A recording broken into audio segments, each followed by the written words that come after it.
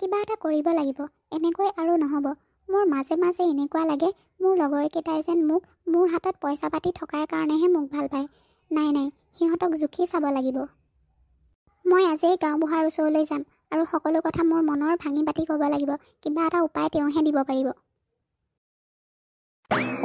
নগেন দেখোন, তুমি কেতিয়া আহিলা? পিছে তুমি অহাৰ কাৰণটো কোৱাচোন। হয় গাঁওবুঢ়া ডাঙৰীয়া, আজি আপোনাৰ ওচৰলৈ আহিবলগীয়া হ'ল। মই এটা বৰ ডাঙৰ সমস্যাত পৰিছোঁ, যিটো সমস্যাৰ উপায় আপুনিহে দিব পাৰিব। পিছে তুমিনো ইমান কি ডাঙৰ সমস্যাত পৰিছা? মোক ভাঙি পিটি কোৱাচোন। মোৰ দুজন বন্ধু আছে, ৰাম আৰু ৰহিম।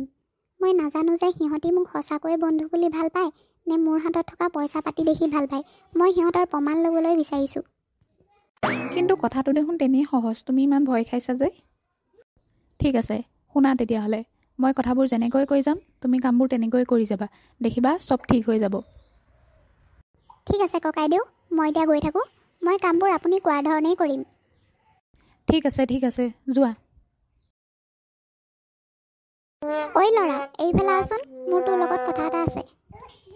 কি হ'ল দাদা, কোৱাচোন, মোক কেলেই মাতিছিলা? তইতো মোৰ লগৰ ৰাম আৰু ৰহিমক চিনি পাৱ। তই সিহঁতক কবি যে নগেনে সদায় সদায় বাপেকৰ পকেটৰ পৰা পইচা চুৰ কৰে। কবিনে নাই? ঠিক আছে দাদা, মই কৈ দিম বাৰু। মই এতিয়া খেলিবলৈ যাওঁ দেই, মই কাইলৈহে ক'ম। ঠিক আছে, কাইলৈ কবি দে, যা এতিয়া। এতিয়াহে খেলখন জমিব। এই কামটোৰ পিছতেই ওলাই পৰিব সিহঁতি মোক সঁচাকৈ ভাল পায়নে নে মোৰ পইচাৰ কাৰণেহে মোক ভাল পায়। ঐ ৰাম, ব'ল নহ'লে নগেনৰ ঘৰৰ পৰাই আহোঁ। বহুত দিন হ'লেও যোৱাই নাই। সি চাগে বেয়াই পাই আছে। ময়ো তাকে কথাটো নভবা নহয়।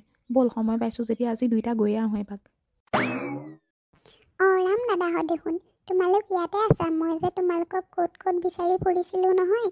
তোমালোকৰ লগত মোৰ কথা এটা আছে। টিকলৌ দেখোন, কি কথা আছে তোৰ আমাৰ লগত? কচোন ক সোনকালে। আমি মানে এই নগেনৰ ঘৰলৈ যাওঁ। নহয়, কালি মই নগেন দাদাক বাটতে লগ পাইছিলোঁ। সি মোক তোমালোকক ক'বলৈ কৈছে যে সি হেনো সদায় সদায় বাপেকৰ পকেটৰ পৰা পইচা চুৰ কৰে। সেই কথাটোকে মোক তোমালোকক ক'বলৈ কৈছে। ধেৎ টিকলৌ, নগেন আমাৰ ভাল বন্ধু বুলি কি তই নাজান নেকি? তই আকৌ তাৰ কথা মিছাকৈ যে আমাৰ আগত ক'বলৈ আহিছ। যা এতিয়া ইয়াৰ পৰা। হ'ব, যাম দিয়া। তোমালোকে বিশ্বাস কৰিলেও কৰিবা, নকৰিলেও নাই। মোক আকৌ নগেন দাদাই ক'বলৈ কোৱাৰ কাৰণেহে কৈছোঁ। ঐ ৰাম, কি শুনিলোঁ এইবিলাক? তই যে একো এটা মুখে মতা নাই। সি মানে আমাক তেনেকৈহে ভাবে ন? সি আমাৰ প্ৰমাণ ল'ব বিচাৰিছেতো। আমিও তাৰ লগত কি বুদ্ধি কৰি আছোঁ চাই থাক। ইমান এটা ভাল বন্ধুত্বৰ পাছত এইবোৰ শুনাৰ পিছত আৰু কি মুখে মাতিবি? সি আমাৰ লগত যি কৰিছে নহয়, আমিও তাৰ লগত সেয়াই কৰিম। ব'ল এতিয়া ঘৰলৈ যাওঁ। নাযাওঁ আৰু নগেনৰ ঘৰলৈ। তই ঠিক কথাই কৈছ। ব'ল এতিয়া ঘৰলৈকে যাওঁ। গাঁওবুঢ়া ডাঙৰীয়া, আজি আপোনাৰ ওচৰলৈ আকৌ আহিবলগীয়া হ'ল। আপুনিতো কৈছিলে যে আপুনি দিয়া বুদ্ধিটোৰ সৈতে আমাৰ লগত থকা বন্ধুত্ব সঁচা নে মিছা সকলো ওলাই পৰিব। কিন্তু একোৱেই নহ'লে দেখোন। মই ইমান দিন এনেই বাট চালোঁ। হয় নেকি? তুমি মানে ধৈৰ্য ধৰিবই নোৱাৰিলা। আকৌ প্ৰমাণ বিচাৰি চিধা মোৰ ওচৰতে পালাহি। আজি কিন্তু প্ৰমাণ মোৰ লগতেই আছে। তুমি আৰু প্ৰমাণ বিচাৰি হাবাথুৰি খাব নালাগে। কিন্তু ক'ত আছে প্ৰমাণ? মই দেখোন পোৱাই নাই, দেখাই নাই। মোক সোনকালে বিচাৰ কৰি দিয়ক, মোৰ আৰু ধৈৰ্য নাই। ঠিক আছে, মই এতিয়াই তোমাৰ বন্ধুত্বৰ প্ৰমাণ দি আছোঁ। ৰাম, ৰহিম, তোমালোক দুইজন ওলাই আহাচোন। ৰাম আৰু ৰহিমে ইয়াত কি কৰিছে? মই কিন্তু একো বুজা নাই আপুনি কি কৰিছে। মোক সোনকালে বিচাৰ কৰি দিয়ক। ইয়াত গাঁওবুঢ়া ডাঙৰীয়াই বিচাৰ কৰিবলগীয়া কি কথা আছে? এতিয়া আমাৰ বন্ধুত্বৰ বিচাৰ তই আৰু আমি কৰিম। আমি তোক এনেকুৱা বুলি ভবা নাছিলোঁ জানো।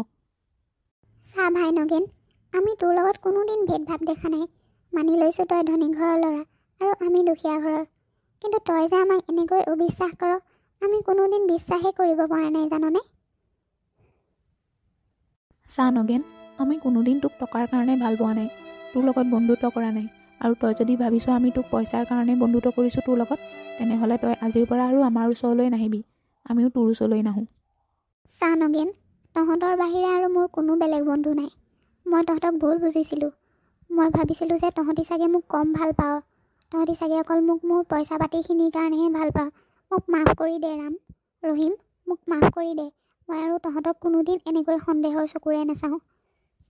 ধেইত পাগল, বন্ধুত্বৰ মাজত আকৌ কিহৰ মাফৰ কথা আহে? আমি তোক কোনোদিন বেয়া পোৱা নাই আৰু বেয়া নাপাওঁ। তইও আমাক বেয়া নপাবি। ব'ল এতিয়া আমি ঘৰলৈ যাওঁ। চোৱা নগেন, বন্ধুত্বৰ মাজত টকা পইচা কেতিয়াও নানিবা। হয়, কেতিয়াবা সিহঁতি বিপদত পৰিলে তুমিও সহায় কৰিব লাগিব আৰু সিহঁতিও তোমাক সহায় কৰিব, কিন্তু এনেকৈ সন্দেহৰ চকুৰে নাচাবা। গাঁওবুঢ়া ডাঙৰীয়া, আপোনাক বহুত বহুত ধন্যবাদ। মোৰ মনত থকা এই ভুল ধাৰণাটো আপুনি সলনি কৰি দিয়াৰ বাবে। আমি এতিয়া আহিছোঁ দেই।